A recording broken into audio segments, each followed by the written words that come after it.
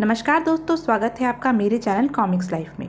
शुरू करते हैं जंबू सीरीज़ की एक धमाकेदार कॉमिक्स सुपर कंप्यूटर का बाप। दो पुराने मित्र वेद और प्रकाश काफ़ी समय बाद मिले।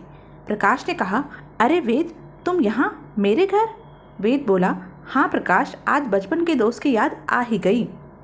वेद ने कहा, तुम जानते हो कि मैं उपन्यासकार बन गया हूँ? प्रकाश बोला, मैं क्या, सारी दुनिया जानती है कि वेद प्रकाश शर्मा आज सबसे ज़्यादा बिकने वाला उपन्यासकार है। वेद बोला, मगर मैं एक मुसीबत में फंस गया हूँ। प्रकाश ने कहा, कैसी मुसीबत? वेद ने कहा, मेरी दो बड़ी बेटियों के नाम हैं करिश्मा और गरिमा। वे कहती हैं कि छोटे बच्चे उपन्यास तो पढ़ नहीं सकते, कॉमिक्स पढ़ते हैं, अतः मुझे कॉमिक्स लिखने चाहिए। प्रकाश ने कहा, वेरी गुड, बिल्कुल ठीक कहती हैं वे, इसमें मुसीबत क्या है? वेद बोला, मैं विज्ञान पर कॉमिक्स लिखना चाहता हूँ और तुम जानते हो कि विज्ञान के मामले में मैं नील बटा मिल हूँ, जबकि तुम आज के देश के बहुत बड़े वैज्ञानिक हो। प्रकाश ने कहा, सो तो हूँ, मगर तुम मुझसे चाहते क्या हो? वेद बोला, विज्ञान से संबंधित कोई रोचक कहानी सुनाओ। प्रकाश ने कहा, ओह, अब तुम्हारी चालाकी समझ में आई। कहानी मुझसे सुनोगे और उस पर कॉमिक्स बनाओगे अपने नाम से। वेद ने कहा, तुम्हारा नाम भी दे दूंगा, मगर कहानी तो सुनाओ। प्रकाश ने कहा, कहानी तो नहीं, मगर मैं तुम्हें एक सच्ची घटना सुना सकता हूँ। वेद ने कहा, सच्ची घटना? प्रकाश बोला, हाँ, तुमने अखबारों में पढ़ा होगा, डॉक्टर भाभा के 3 साल के परिश्रम के बाद एक बहुत ही चमत्कारी आविष्कार किया था। वेद ने कहा, कहीं तुम जंबू की बात तो नहीं कर रहे हो? प्रकाश बोला, बिल्कुल ठीक समझे, मैं तुम्हें जंबू के बारे में ही बताना चाहता हूँ। वेद बोला, जरूर बताओ, जंबू के बारे में तो मैं भी जानने को उत्सुक हूँ, और बच्चे तो जंबू की कहानी सुनने के बाद बाकी सबकी कहानियाँ भूल जाएंगे। प्रकाश बोला, तो सुनो, डॉक्टर H.C. भाभा मेरे वैज्ञानिक गुरु थे। कुछ दिन पहले की बात है, उनके घर में उनकी पत्नी सुषमा और बेटा बंटी बातें कर रहे थे। बंटी ने कहा, पापा कहाँ हैं मम्मी? सुषमा बोली, 1000 बार बता चुकी हूँ बंटी, तेरे पापा प्रयोगशाला में हैं। बंटी ने कहा, मगर वह दरवाज़ा कभी खुलता क्यों नहीं? पापा बाहर क्यों नहीं आते? सुषमा बोली, वो काम कर रहे हैं बेटा, काम खत्म हो जाएगा तो।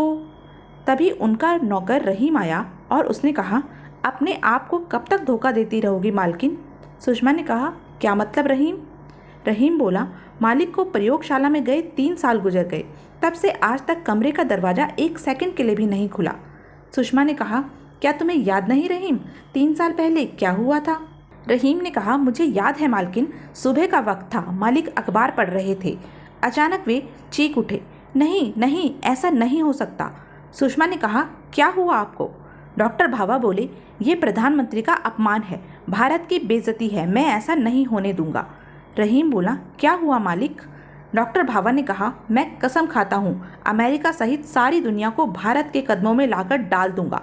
सुषमा बोली, आप बताते क्यों नहीं, आखिर बात क्या है? डॉक्टर भाभा ने कहा, मैं प्रयोगशाला में जा रहा हूँ सुषमा, अब केवल तभी बाहर निकलूंगा जब ऐसा कुछ कर लूँगा जिसे देखकर सारी दुनिया भारत के सामने नतमस्तक हो जाए। सुषमा ने कहा, रुकिए तो सही, सुनिए। डॉक्टर भाभा बोले, तुम मुझे डिस्टर्ब नहीं करोगी सुषमा, तुम्हें बंटी की कसम है, जब आना होगा खुद बाहर आऊँगा। और उन्होंने प्रयोगशाला का दरवाज़ा बंद कर दिया। सुषमा बोली, 3 साल पुराना अखबार आज भी मेरे पास है, 1000 बार उसे पढ़ चुकी हूँ, परंतु न जान सकी कि कौन सी खबर पढ़कर उन्हें इतना गुस्सा आया। रहीम ने कहा, मगर मालकिन, मैंने कई बार प्रयोगशाला की बंद खिड़की से कान लगाकर सुनने की कोशिश की, हर बार मुझे मालिक के अलावा भी एक और आवाज़ सुनाई दी। सुषमा ने कहा, क्या कहना चाहते हो? रहीम सोचने लगा, प्रयोगशाला में मालिक के साथ कोई है, मालिक उससे अजीब अजीब बातें करते हैं।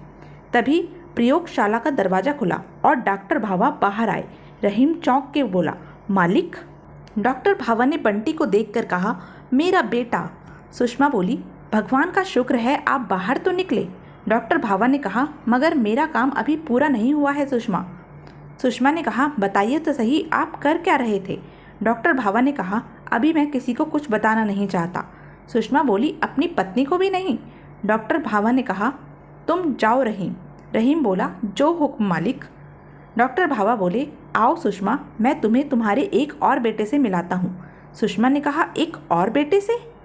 डॉक्टर भाभा ने कहा, आओ तो सही। डॉक्टर भाभा बोले, यह तुम्हारा एक और बेटा है सुषमा।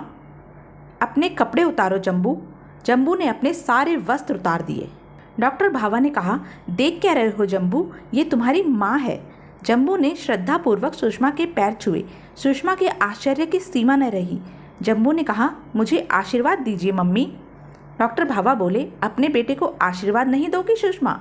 सुषमा ने कहा, मगर। जम्बू बोला, जब तक आप आशीर्वाद नहीं दोगी तब तक मैं आपके पैर नहीं छोड़ूंगा मम्मी श्री। सुषमा ने कहा, जीते रहो। डॉक्टर भावा बोले, ये बंटी है जम्बू, तुम्हारा बड़ा भाई। जम्बू ने कहा, हेलो भ्राताश्री। बंटी जम्बू को देखकर डर गया। जम्बू ने कहा, हाँ, डरो नहीं बंटी, मैं तुम्हारा छोटा भाई हूँ। डॉक्टर भावा ने कहा, अपने छोटे भाई से हाथ मिलाओ बंटी बेटे। बंटी ने जम्बू से हाथ मिलाया। डॉक्टर भावा बोले, जम्बू मेरी 3 साल की मेहनत का परिणाम है सुषमा। तभी जम्बू प्रयोगशाला से भागकर बाहर आ गया। डॉक्टर भावा ने कहा, अरे कहाँ चले जम्बू, रुको। अचानक जम्बू ने रहीम को उठा लिया और बोला, अब इस घर में तेरी दाल नहीं गलेगी चमगादड़ की औलाद। रहीम ने कहा, बचाओ, मुझे बचाओ मालिक। जम्बू ने रहीम को हवा में उछालकर जमीन में फेंक दिया। रहीम ने कहा, आह, मरा, बचाओ। जम्बू फिर रहीम को मारने लगा। तभी रहीम ने रिवॉल्वर निकाल ली और बोला, रुक जाओ, मैं तुम्हें गोली मार दूंगा। जम्बू ने कहा, हाँ, तेरी गोलियों को जम्बू अमूल चॉकलेट की तरह चबा सकता है टिकलू। रहीम बोला, रुक जाओ, मैं कहता हूँ रुक जाओ। जम्बू ने कहा, हाँ, चॉकलेट नहीं खिलाएगा, ला खिला चॉकलेट। रहीम ने जम्बू पर फायर किया, लेकिन जम्बू उसकी बंदूक की गोलियों को चॉकलेट की तरह निगल गया और बोला, थू, ये तो कड़वी है। रहीम ने जम्बू पर फिर से फायर किया, लेकिन जम्बू ने बंदूक की गोलियों को चॉकलेट की तरह चबा डाला और बोला, हाँ, ये है अमूल चॉकलेट की तरह स्वादिष्ट, ला और खिला। तभी रहीम ने डॉक्टर भावा को अपनी रिवॉल्वर के निशाने पर ले लिया और बोला, मैं डॉक्टर भावा को मार डालूंगा। रहीम ने कहा, हाथ ऊपर उठा ले बेटे। जम्बू बोला, देखा पापा श्री, मालिक कहने वाला आपका नाम लेने लगा। रहीम ने कहा, हाथ ऊपर उठाता है या नहीं? जम्बू बोला, उठाता हूँ बच्चू, ले उठा लिए। जम्बू के माथे पर बनी तीसरी आंख हरकत में आने लगी और अचानक ही उस आंख से एक तीव्र रोशनी रिवॉल्वर की तरफ पड़ी। रिवॉल्वर मोम की तरह पिघल गया। रहीम अपनी जान बचाकर दरवाजे की तरफ भागने लगा, लेकिन जम्बू ने आगे बढ़कर उसका रास्ता रोक लिया और एक जोरदार घूंसे से उस पर वार किया। जम्बू के वार से रहीम दीवार पर टकराया और चित हो गया। डॉक्टर भावा एकाएक सोते से जागे दौड़कर रहीम के पास पहुंचे और बोले, ओह, यह तो मर गया जम्बू। जम्बू ने कहा, इसका मर जाना ही ठीक है पापा श्री। डॉक्टर भावा ने कहा, क्यों? जम्बू बोला, ये अमेरिकी सीक्रेट सर्विस का जासूस था। डॉक्टर भावा बोले, जासूस? सुषमा ने कहा, तुमने कैसे जान लिया जम्बू कि रहीम अमेरिकी जासूस है? जम्बू बोला, पापा श्री ने मेरे अंदर ऐसा यंत्र फिट किया है जो 50 गज के घेरे में मौजूद किसी भी ट्रांसमीटर की फ्रिक्वेंसी को कैच कर लेता है। उस यंत्र ने मुझे बताया कि रहीम की जेब में एक ऐसा ट्रांसमीटर है जिसकी फ्रिक्वेंसी सीधी अमेरिका से जुड़ी है। बंटी को न जाने क्या सूझा कि वह रहीम की जेबें टटोलने लगा और बोला, ये क्या है पापा? जम्बू ने कहा, यही तो वह ट्रांसमीटर है भ्राताश्री, जिसकी वजह से मैं रहीम का रहस्य जान पाया। डॉक्टर भावा ने कहा, लाओ बंटी, ट्रांसमीटर मुझे दे दो। और वे बोले, हेलो। तो यह थी अब तक की कहानी। आगे की कहानी जानने के लिए बने रहें मेरे साथ। और हाँ, मेरे चैनल को लाइक, शेयर और सब्सक्राइब करना ना भूलें। धन्यवाद।